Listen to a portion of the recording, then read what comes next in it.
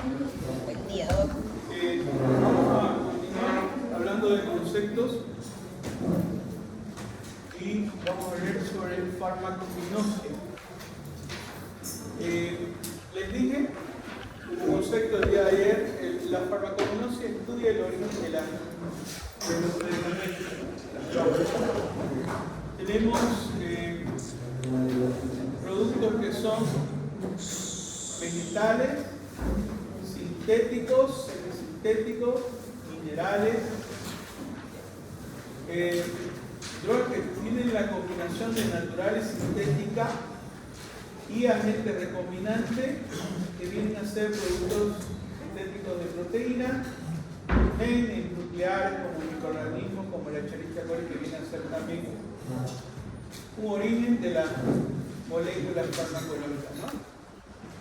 Entonces, hablando un poquito de ellas, por ejemplo, aquí nos damos un ejemplo vegetal, raíces.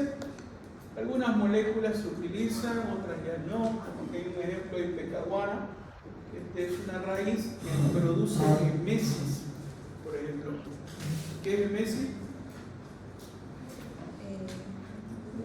Vómito. Por ejemplo, hay medicamentos que se utilizaban que provocaban el vómito. ¿En qué situación lo utilizaban? Intoxicación. Trataban de sacarlo de esa manera, pero ¿qué pasaba? Se broncoaspiraba y morían. Un paciente broncoaspirado es terrible en la terapéutica y en toda la evolución. Entonces ya se dejó de utilizar, pero seguimos con esas raíces letales. Tal como la quinina. ¿Se acuerdan de la quinina? Hay alguna compañera ahí que le gusta para psicología. ¿Qué es la quinina? ¿Para qué sirve? ¿Se acuerdan ustedes de una patología que se llama la?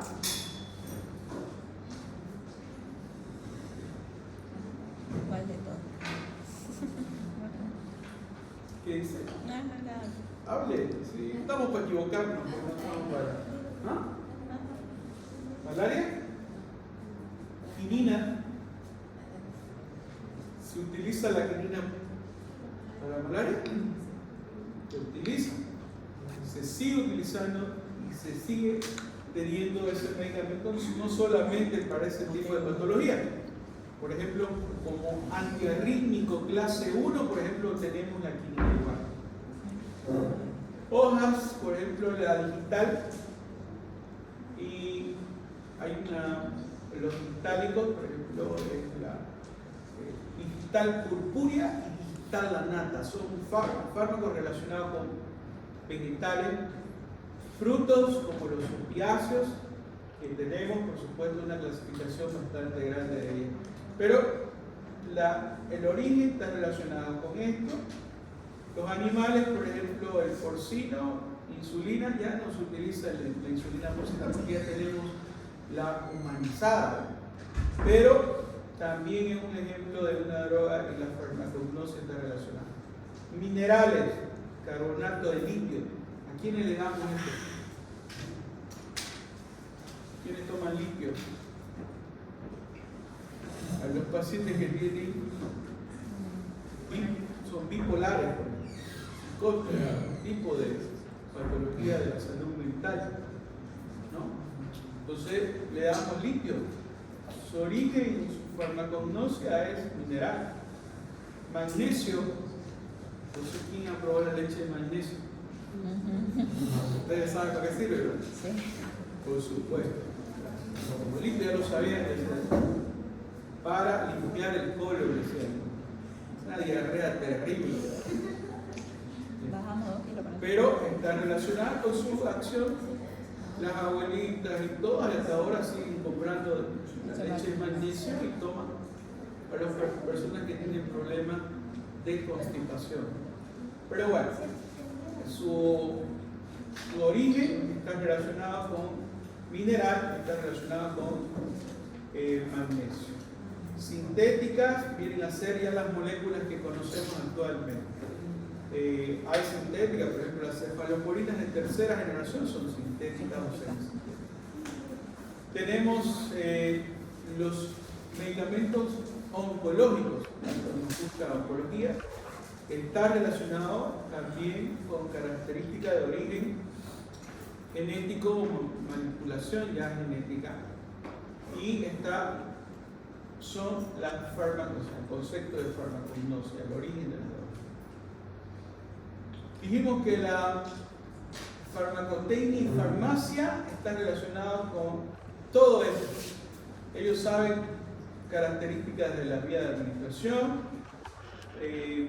las características de manufactura, la producción de ellas, ¿no? Ellos saben las fórmulas farmacéuticas, nosotros sabemos lo básico de esto, las fórmulas farmacéuticas, porque los farmacéuticos ellos lo elaboran. Me decía una alumna, doctor, ¿nosotros vamos a hacer medicamentos? No, porque nosotros no tenemos esa característica en nuestra formación, no hacemos un medicamento, aunque sabemos cuál es su principio activo, sabemos cómo está acompañado, sabemos la administración, es nuestra obligación saberlo, ¿no? Pero la farmacéutica nos ayuda en eso. Ese es el trabajo de la farmacéutica, en realidad, no medicar, ¿no? Entonces, está relacionado con eso. ¿Quiénes pueden medicar? Solamente nosotros, los médicos, ¿no? Y en una emergencia, una licenciada en enfermería, ¿no?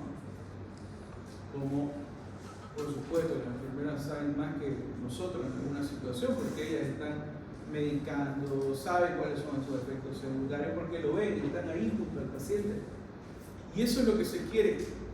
En tercer año ustedes tienen que estar junto a su paciente, mirando qué cambios hay, mirando qué características clínicas tiene, mirando el tratamiento que está tomando, mirando la vía. Entonces, a eso se llama farmacovigilancia. La farmacocinética se relaciona, ¿no?, con el fármaco en nuestro cuerpo. ¿Qué es lo que hace? Estos son los pasos que vienen a hacer. Verán, doctor, esto lo hace así, paso 1, paso 2, paso 1. No, esto es simultáneo, sucede simultáneamente. La absorción, la distribución del fármaco, el metabolismo del fármaco, los depósitos donde encontramos el fármaco, los receptores, la biotransformación, que es el metabolismo, y la eliminación del fármaco.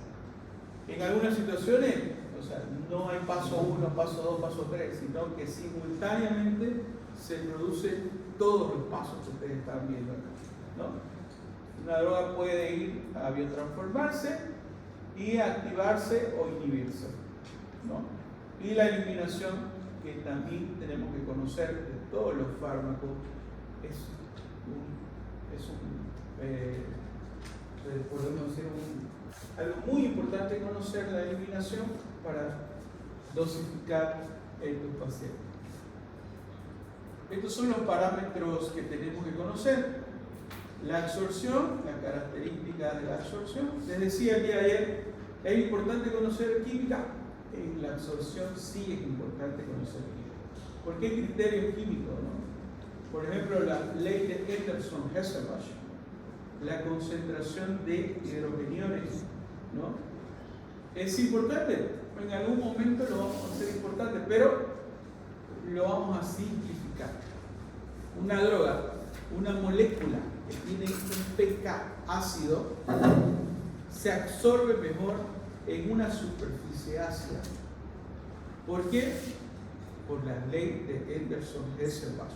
Está relacionada, ¿no?, a menor ionización molecular, mayor absorción de las membranas.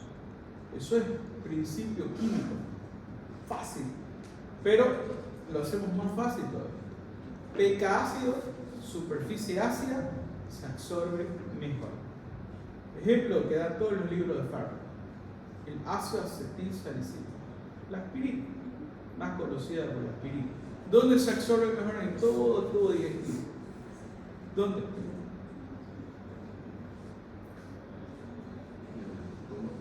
ustedes tienen que razonar.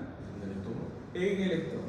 ¿Cuál es el pH ácido, más ácido que tenemos en nuestro tubo digestivo? ¿Intestino delgado? La primera porción, por supuesto que sí. La segunda porción ya no, la tercera tampoco. Y la mayor absorción de este medicamento se lo hace a esos niveles. ¿Pero por qué pasa eso? Porque hay un componente químico de las moléculas farmacológicas, pueden ser ácidas o pueden ser básicas, ¿no? Entonces, dependiendo de las características, y esto también conocer nos ayuda en algún momento en pacientes intoxicados, por ejemplo, para eliminar las moléculas farmacológicas de nuestro cuerpo. Ya lo vamos a ir viendo de a poquito. Yo sé que si profundizo ahorita me van a mirar como ¿para qué entré con el doctor Suárez? Más o menos así, ¿no? Pero vamos a ir con calma. Vamos a explicar molécula por molécula.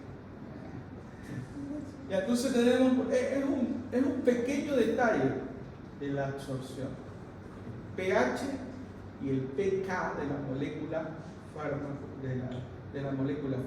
Si es ácido débil o base débil.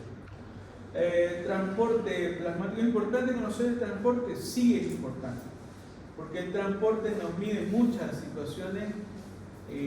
Por ejemplo, la distribución está relacionada con el transporte. ¿Cómo se transportan las sustancias en nuestro cuerpo? La pregunta.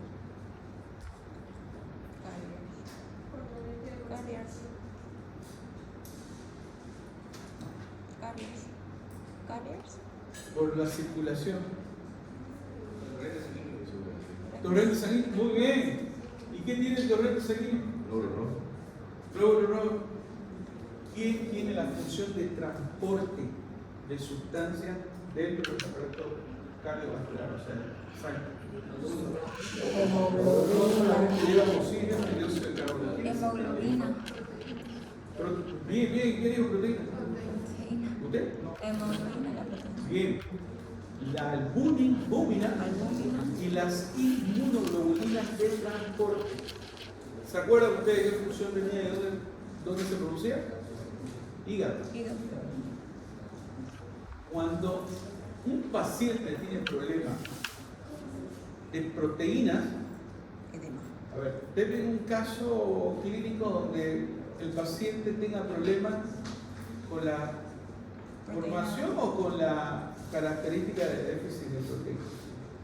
¿Por qué puede un paciente no tener proteína? Uno, anorexia. los pacientes que vienen, por ejemplo, con etapa SIDA de VIH, vienen con una desnutrición terrible. Vienen caquéticos, todos flaquitos. Pero eso es la etapa terminal de SIDA. Y por ejemplo, esos pacientes los puedo intoxicar en cualquier momento que yo no sepa la distribución del fármaco. ¿Por qué? Porque el fármaco se va a unir a las proteínas, ¿no?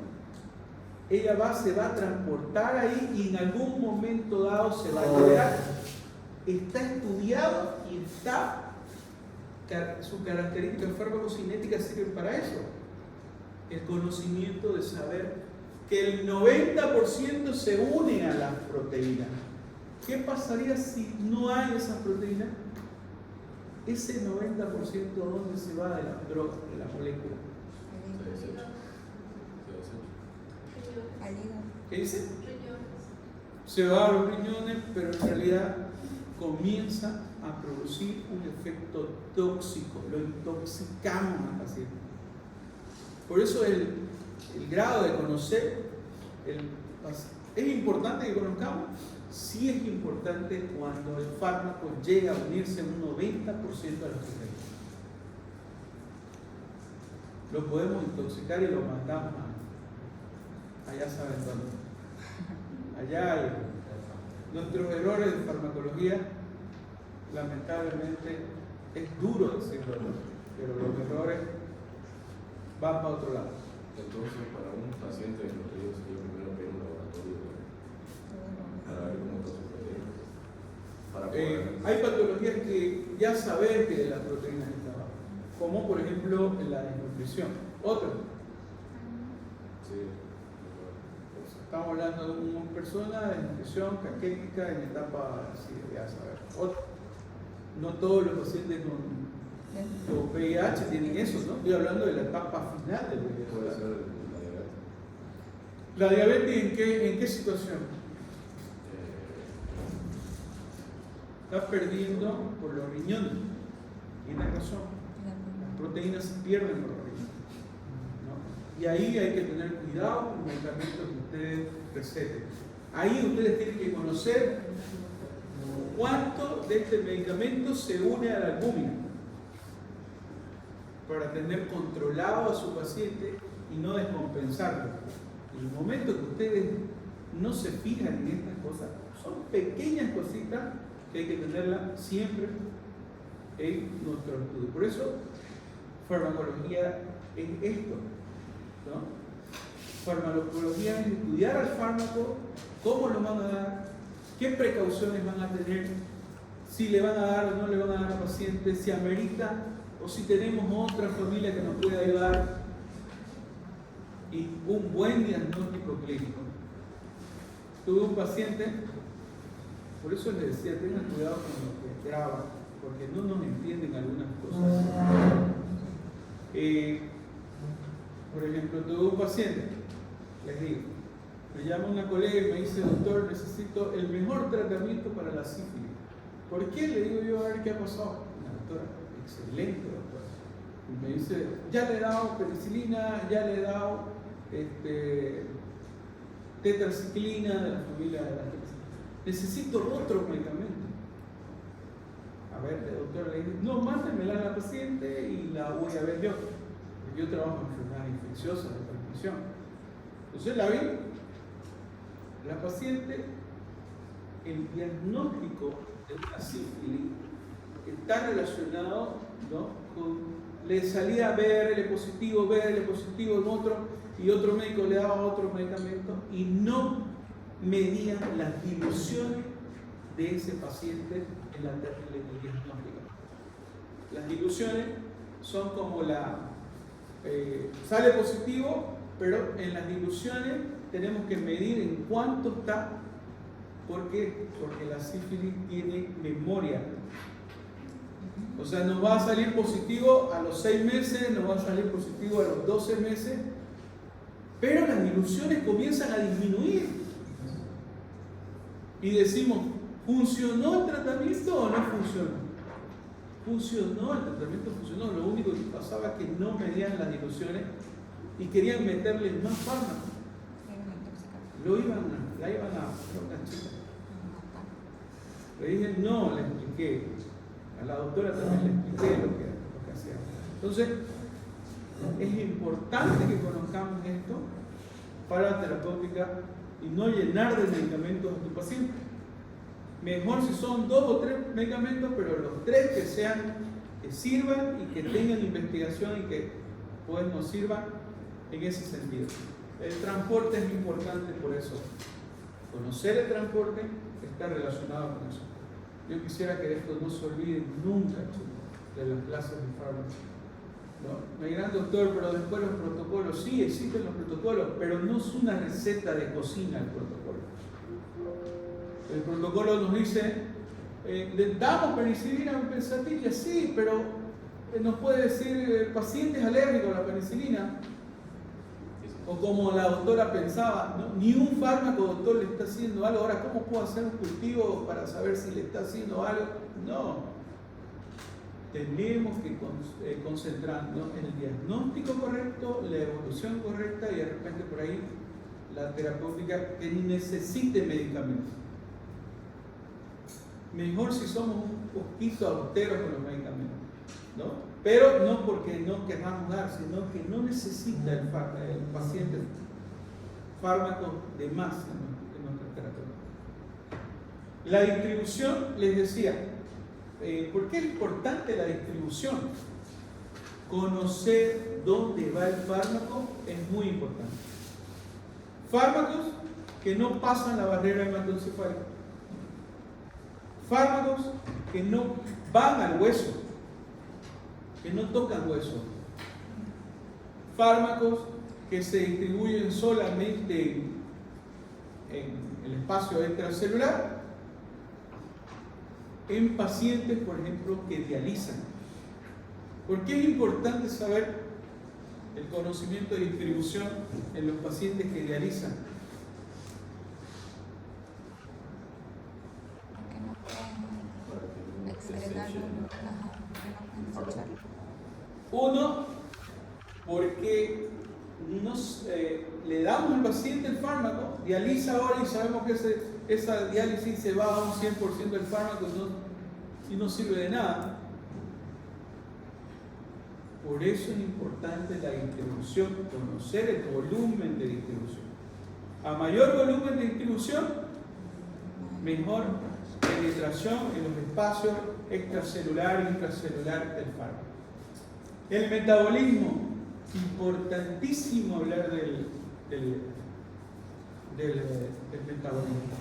Hay moléculas que se metabolizan y se activan, y hay moléculas que se inactivan,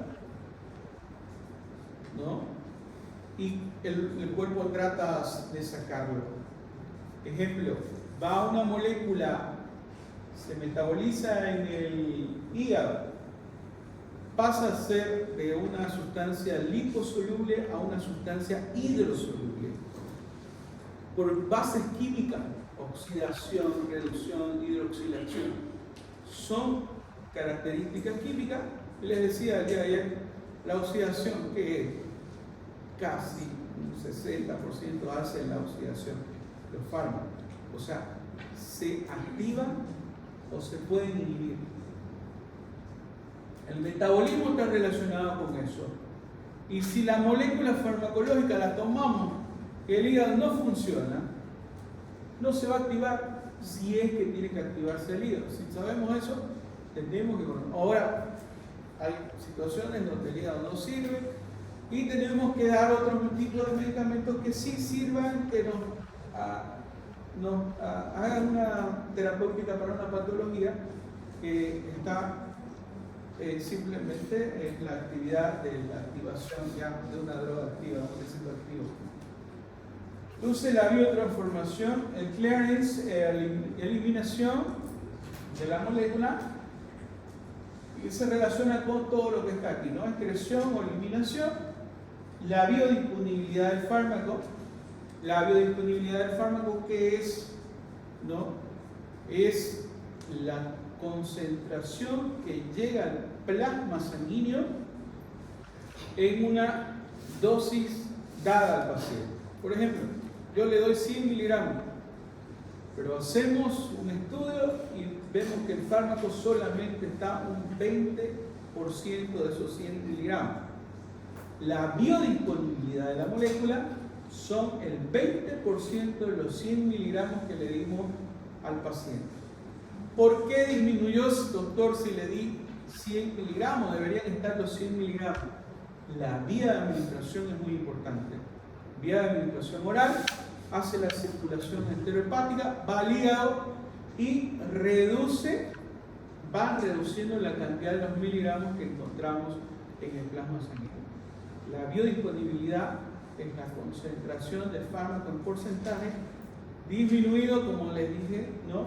Por el paso que tiene por nuestro organismo. Ya vamos a verlo más adelante, vamos a repetirlo de nuevo, no se preocupen.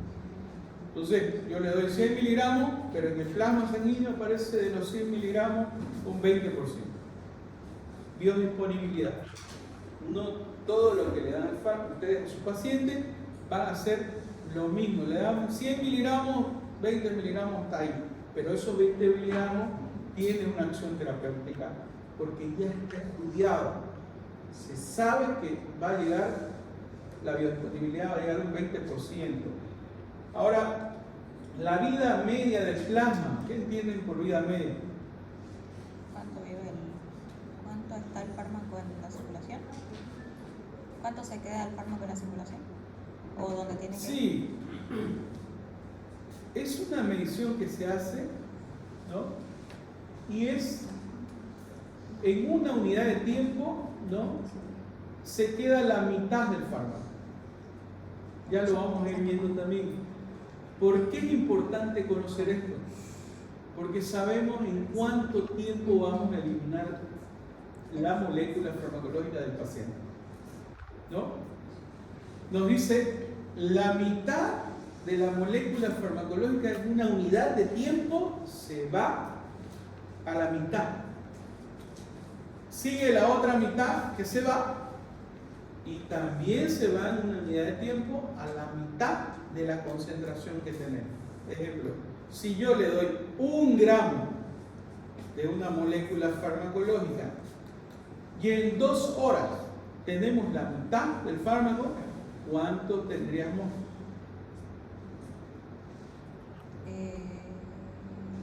En 2 horas se va la mitad. Yo digo, le doy 1 gramo ahorita a mi paciente y digo, tiene una vida media de 2 horas. Si le doy 1 gramo, la mitad de 1 gramo en 2 horas, ¿cuánto sería? ¿Cuánto? En 2 horas se va a ir 500 miligramos. Sí. Sencillo, no sé, chistes, busquen fórmulas que no son. Ya. Y en 2 horas se va.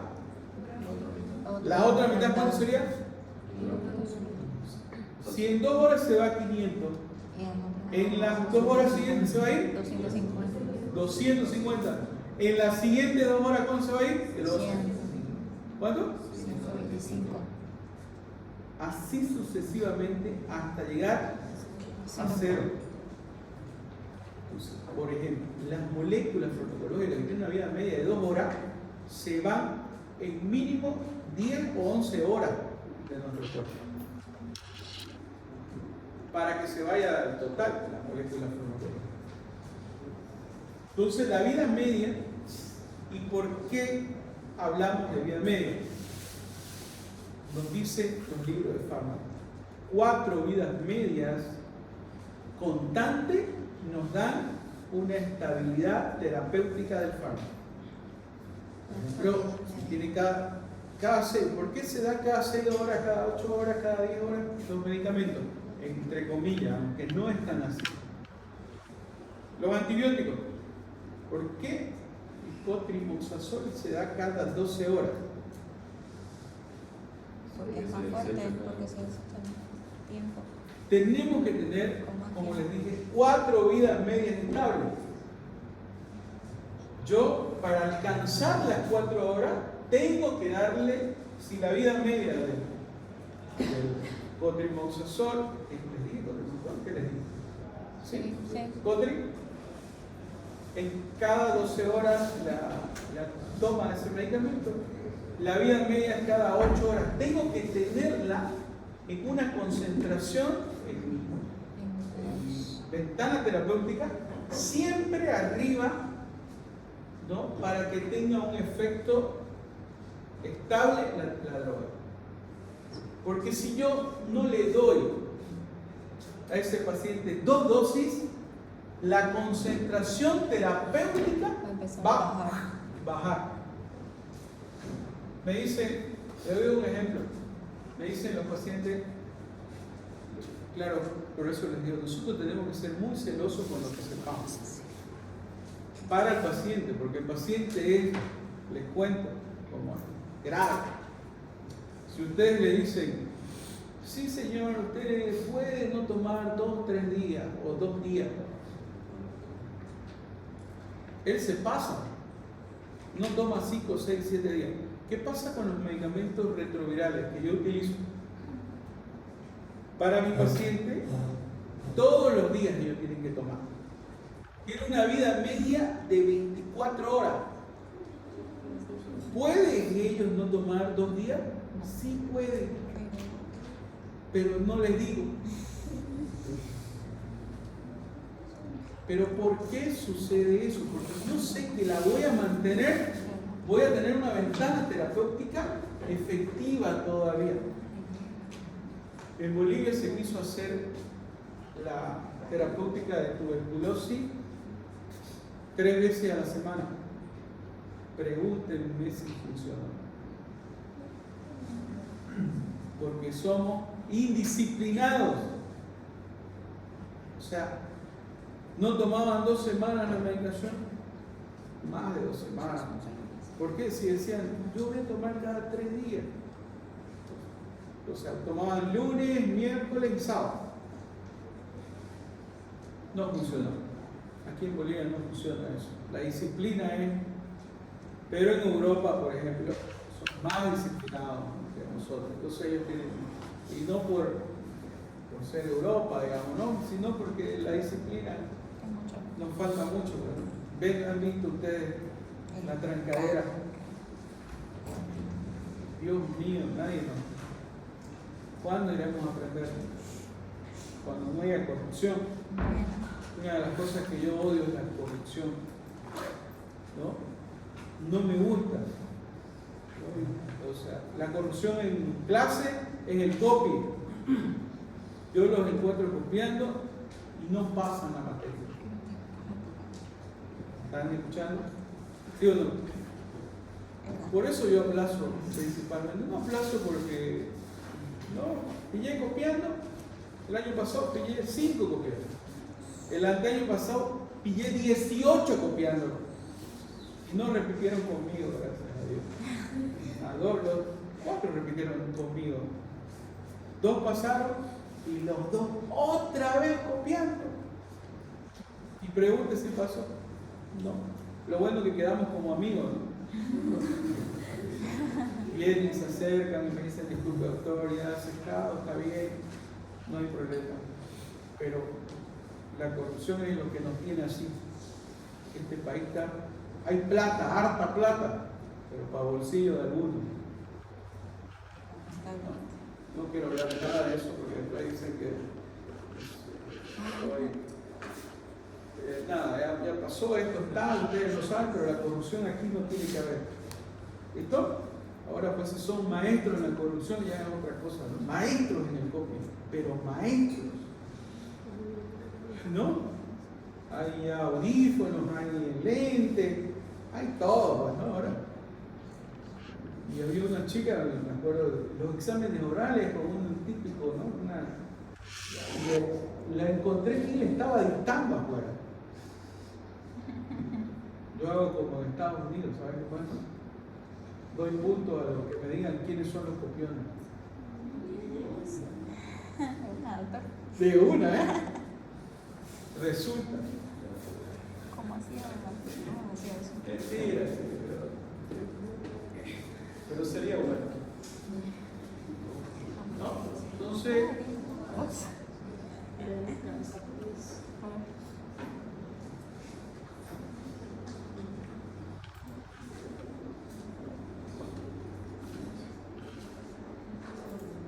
Bueno, entonces los parámetros de volumen de distribución aparente, porque lo miden litros, aparente.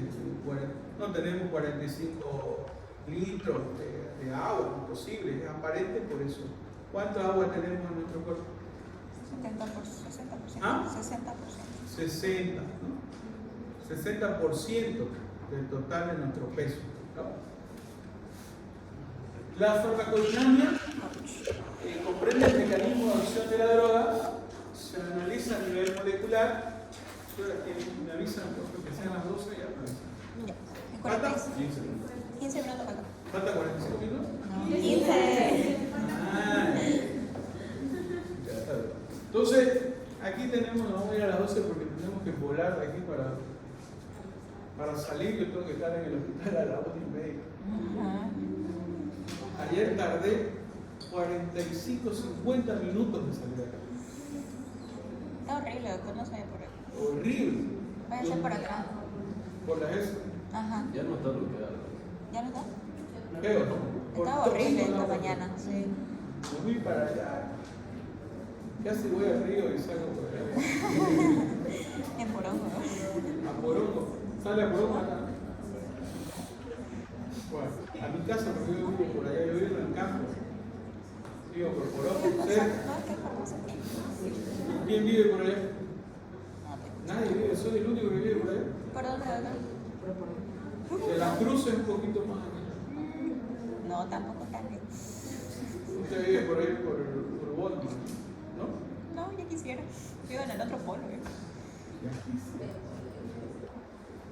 Bueno, entonces tenemos la interacción molecular entre fármaco y sistema biológico. Los receptores son estructuras celulares o intracelulares. En el citoplasma o en el núcleo también lo vamos a ver ya. La farmacodinámica, miren todas estas características que tiene. Droga, receptor, complejo, receptor y respuesta. Actividad enzimática, por si acaso los fármacos no crean funciones nuevas. ¿Para qué sirven las neuronas? Para conducir impulsos, ¿no? Sí. Los fármacos pueden aumentar esa conducción o pueden inhibir esa conducción. Entonces, ¿podemos activar enzimas o podemos inhibir enzimas?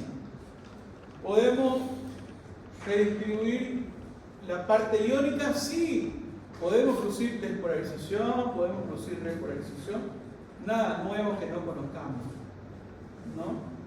¿Podemos producir apertura o cierre de los canales iónicos? Sí. El estímulo de síntesis de proteínas también. Entonces, el mecanismo de acción se relaciona con la respuesta celular que nosotros tengamos. Una célula, por ejemplo, del corazón, parte del sistema, parte de lo que es el sistema cardiolector, podemos aumentar la frecuencia cardíaca o disminuir la frecuencia cardíaca. Está relacionada con el receptor y la función.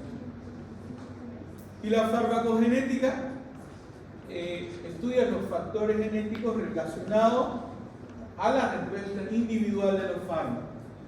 Hay una variabilidad individual en la respuesta genérica, en mayores poblaciones, no dice heterogéneas, iguales, y también hay cambios en el metabolismo por acetilización, que son acetilizadores rápidos o lentos.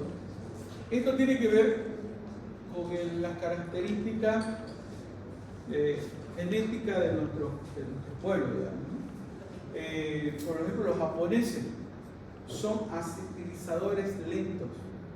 Nosotros somos acetilizadores rápidos, pero descienden de Asia, tienen un lento metabolismo, ¿no? ¿Qué quiere decir acetilizador?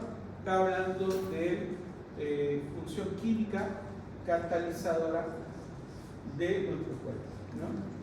Ahí están los ejemplos de bioquímica, bueno, todo lo que es oxidación, reducción, en algunos pacientes es más rápida y otros es más lenta.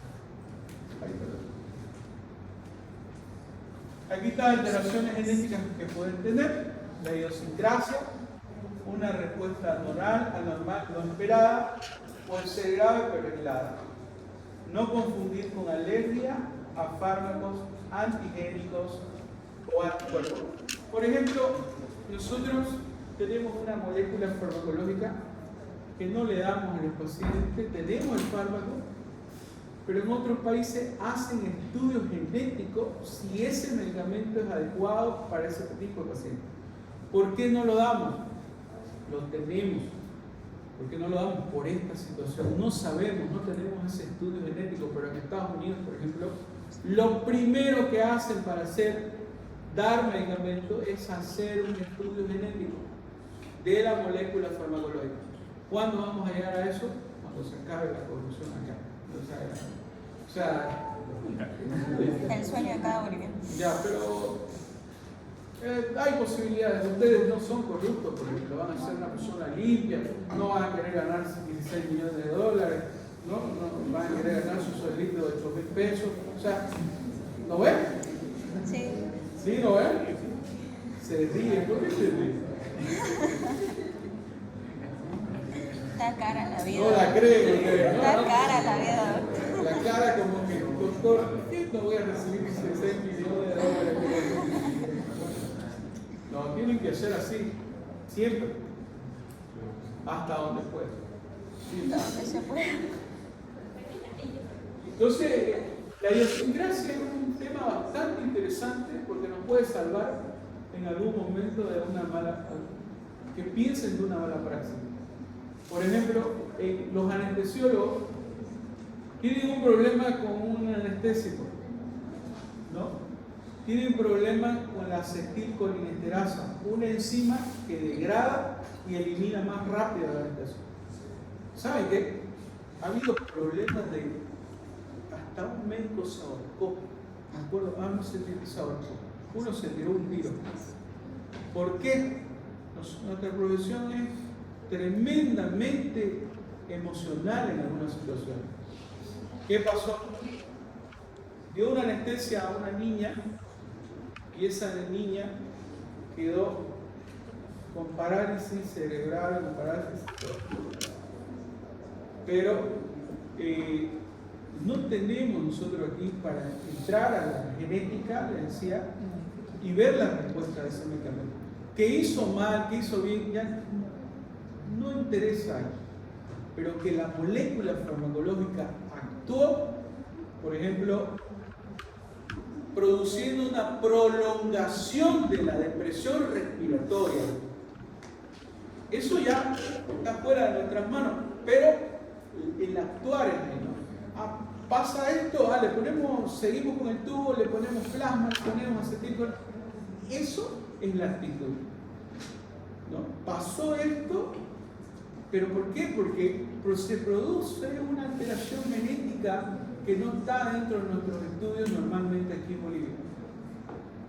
Pero puede pasar, como les dije, lamentablemente ha pasado, y uno se deprime. Imagínense saber que uno tiene la culpa de esta situación.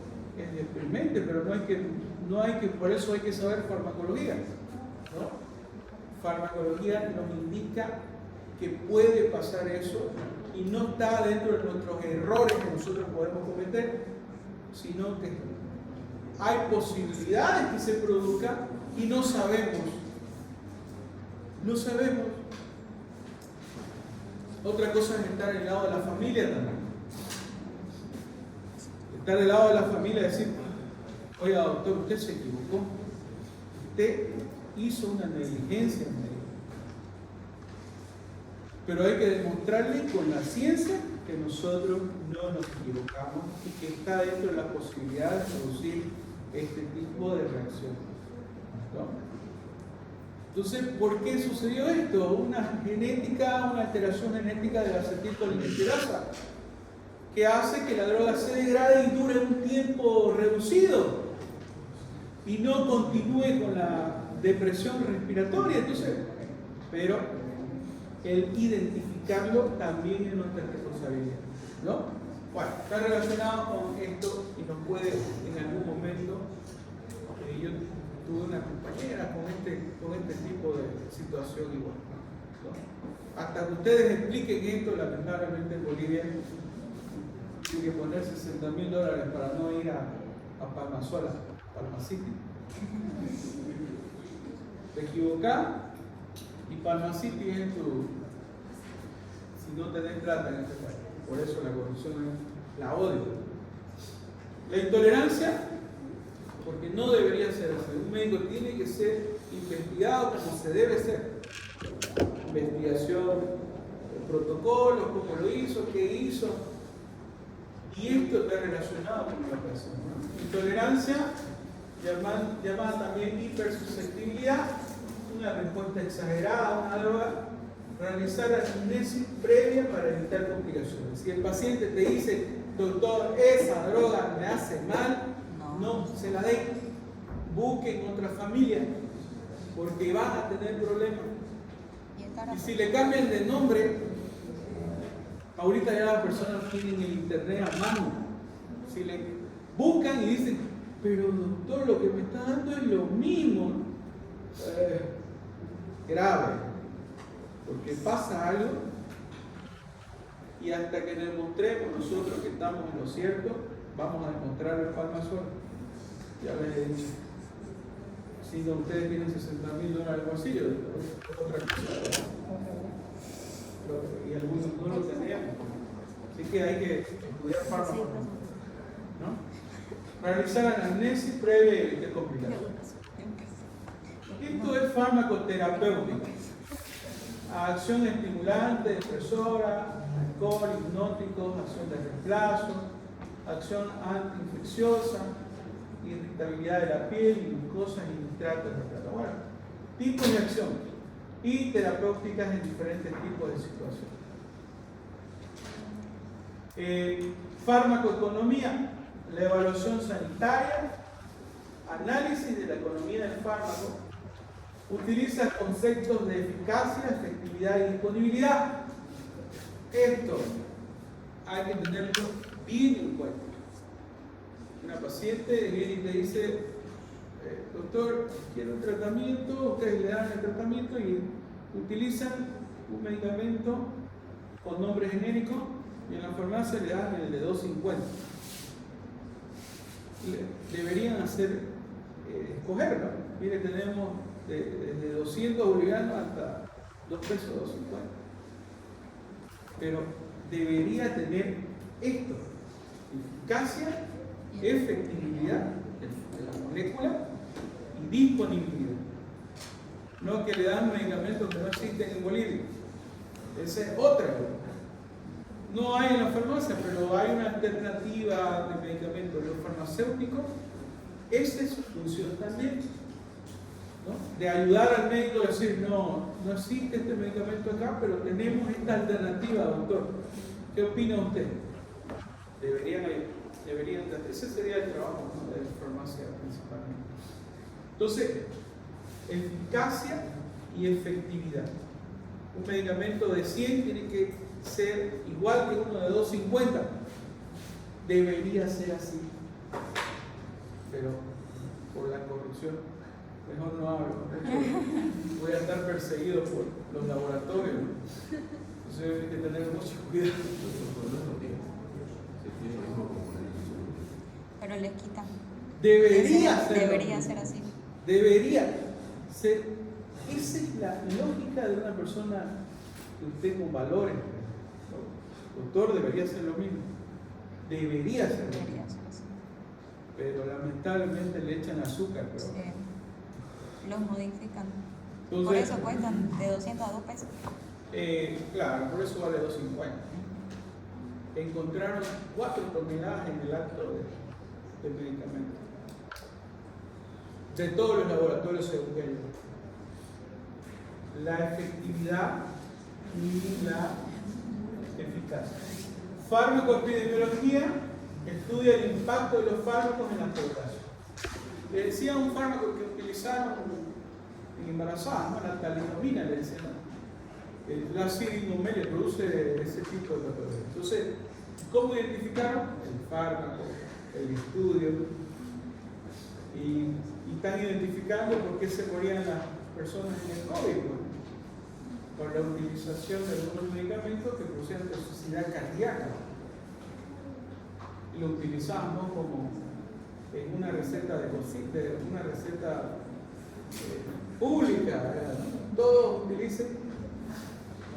Farmacovigilancia identifica los riesgos del uso indebido del fármaco. Lo tomó ahora. ¿Cómo lo tomó? Con comida, sin comida, cuántos días no tomó, qué efectos secundarios tuvo. La farmacovigilancia estudia todo eso. Y nosotros tenemos que hacer farmacovigilancia a nuestros pacientes. Sí, hay que acordarse, por eso hay que anotarlo todo. Todo anótenlo. Cuando ustedes hagan tratamiento, anótenlo. Se va a dar por tantos días, vamos a hacer esto, las características, ¿no? Si ya no cumple el paciente, es su problema de... La adherencia al fármaco es muy importante.